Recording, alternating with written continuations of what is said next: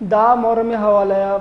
کوئٹہ چے انتظامات کا نقبتگاں ہو سیکیورٹی چے انتظامات ہیں یہ بابت ہم بلال چے تفصیلات دوریں. جی بلال، کیا تفصیلات ہیں اس حوالے سے، اور یہ بھی بتائے کہ سیکیورٹی کے کیا انتظام؟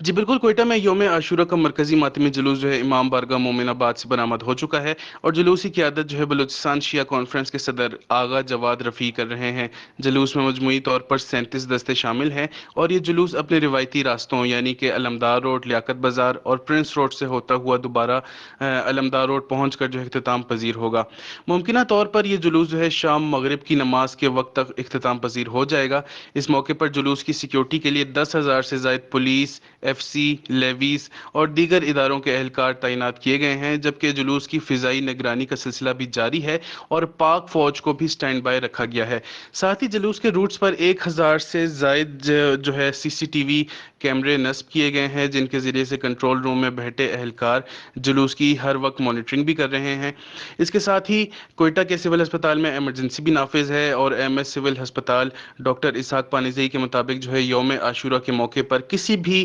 ناخوشگوار واقعے سے نمٹنے کے لیے جو ہے تمام تر انتظامات بھی مکمل کر لیے گئے ہیں. اس کے علاوہ اب سے کچھ دیر قبل جو ہے وزیر اعلیٰ بلوچستان میر سرفراز بگٹی نے بھی سیکیورٹی کے انتظامات کا جائزہ لینے کے لیے جو ہے سینٹرل پولیس آفس کا دورہ کیا ہے، جہاں انہوں نے تمام تر انتظامات دیکھ کر اطمینان کا اظہار کیا ہے.